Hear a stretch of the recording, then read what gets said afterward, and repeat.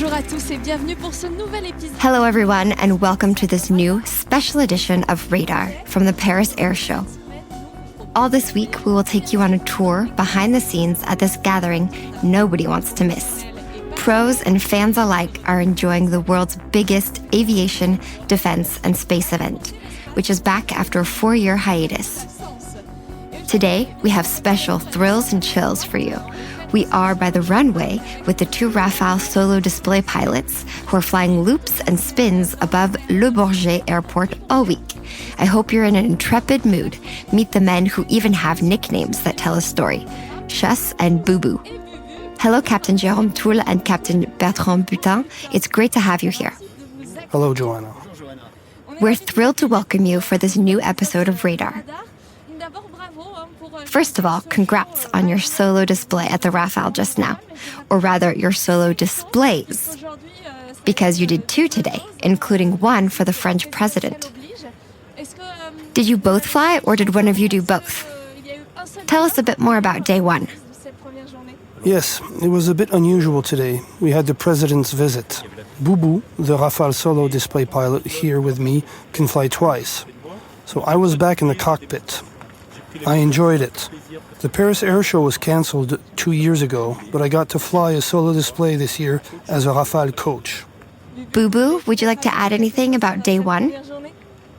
It's been amazing.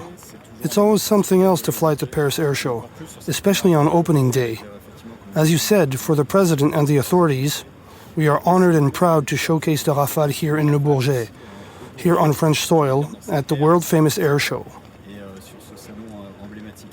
We'll talk about the Rafale throughout the podcast. Let's go and take a closer look at it. If that's okay with you, gentlemen, can you tell us exactly what this Rafale solo display involves? The Rafale solo display is a technical presentation of the French Air and Space Forces Rafale. By the crew that presents the Rafale at all air shows in France, Europe-wide and worldwide. This crew is here representing the French Air and Space Forces aviators. The goal is also to interest young people in one of the Air Force's 50 careers and, of course, to showcase the excellence of France's aerospace industry through its flagship, the Rafale. So you will fly solo displays every day during the Paris Air Show. You touched upon the goals for the trade days, but the show will open to the public later this week. Some people in the audience will be aviation experts, others not. What is your message for them?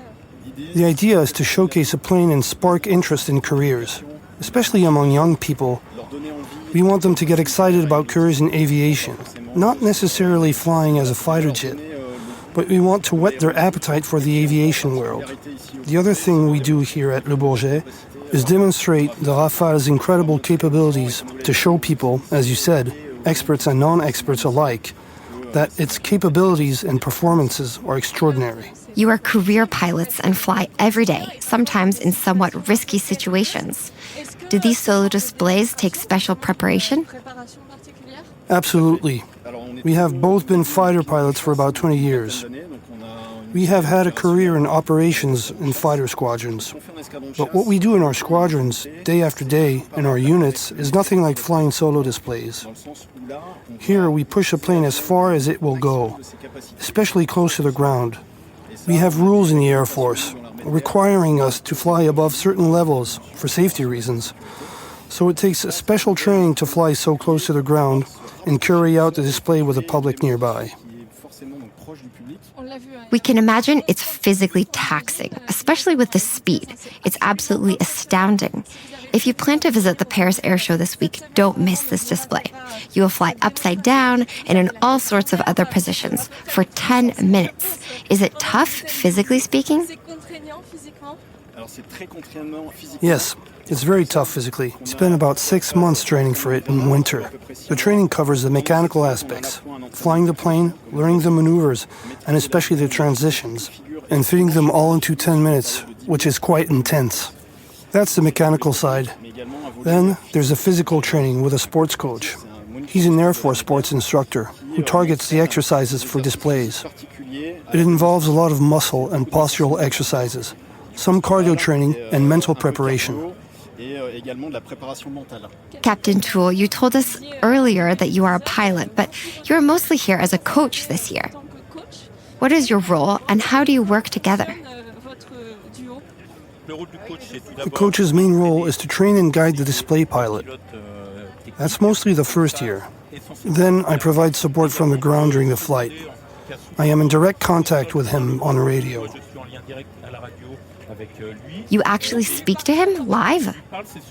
I speak to him, but he speaks more to me. He has to give me the flight parameters for each maneuver, especially his altitude. When he's going into a loop, he's flying fast, so he has to fly above a minimum altitude. Below that altitude, there is a risk he will hit the ground because he doesn't have enough room to complete the loop. It's a very fast plane and a very high-performance plane, so he needs to give me those facts. If he forgets, I remind him. If he gets something wrong, I tell him to cancel the maneuver and move on to the next. When he is doing his solo display, he is in the zone, fully focused on his mission, his flight, and he may miss one of the parameters he has to watch. And here we are in front of this Rafale, which is very popular. Lots of visitors have come to see it all day. Captain Butin, what exactly does it feel like to fly for all these people, the tens of thousands of people expected here? Firstly, I am immensely proud to fly here at this world-famous Paris Air Show and fly the Rafale, which is a French aircraft. It's an emblem of France's finest know-how, I believe. And for me, personally, it is very enjoyable because the display is physically demanding. But it's something that I love, to be able to fly this aircraft in clean configuration, as it has been prepared for the display, and to be able to fly it for 10 minutes is really wonderful. I would like to comment on something. You spoke about the public. There is such a thing as the impact of the public, and the person doing the display can feel it. The stress of presenting an aircraft to the public can have a very negative effect. Before the flight, the psychological preparation and the concentration make you forget the public entirely. The pilot does a display as if he only had one spectator, his coach, even if at times more than 100,000 people attend the shows. It has been taken into account the stress that the public can cause, but the training and preparation can help you forget it completely. This Rafale is partly equipped by Safran. Would you like to comment on that? Yes, we're going to talk about the engines, because they are really the heart of the aircraft, and especially for the Rafale. The two engines we have behind firstly mean reliability, and that, whether it's a public air display here at the Paris Air Show or on a foreign mission, I can assure you that knowing we have two reliable engines greatly helps us psychologically and enables us to prepare for the mission more serenely. So, it means reliability, but it also means a lot of power. This is what helps me to give this display very dynamically. That's really what we try to do during the display. It's a dynamic display, close to the public. And to be dynamic, you need high-performance engines. So, reliability, performance, and efficiency. For me, these are the three words I think of when talking about the M88. Safran powers the aircraft, but I think that you, also as you wear anti-G suits to avoid excessive shaking and pressure. Is that it? Can you tell us more about it? Usually, a normal person who doesn't fly regularly above 4G starts to feel the effects of the G load, which appear first as narrowing of the field of vision, and if they continue, the person can faint. This is what we think happens at 4G to a normal person. The anti-G suit makes it possible to endure 2 additional Gs. It increases our resistance to the G load, and instead of fainting at 4G, we may lose consciousness shortly later. That's for a normal person. At the same time, our training increases ever more our resistance, and during a display, we can go as high as 10 Gs, thanks to our anti-G suits. If we did not have the anti-G suits, we could not give the displays in the way we do it. Even with the training we get, it would be impossible. These are real suits. They are bubbles which shall inflate depending on the charge factor. The higher the charge, the more they inflate up to the abdomen, the thighs, and the chin, in an attempt to send the most blood towards the heart and the brain in order to limit the effects of the loss of eyesight, heartbeat, etc., and to increase tolerance to the Gs. Boubou Chasse, what does it feel like to be part of a meeting like the one which is happening at Le Bourget at the moment? I feel very proud. It's special because it's a change from our daily routine. Every weekend, we do air shows where we give air displays for the general public. Whereas here, it's a trade fair, and we represent not only the French Air and Space Force, but also the team of manufacturers who work on the Rafale. It's like being in Top Gun. Here we are in front of the Rafale, and it's really interesting. One last question for you, gentlemen. The inspiration for your profession is a passion for aviation.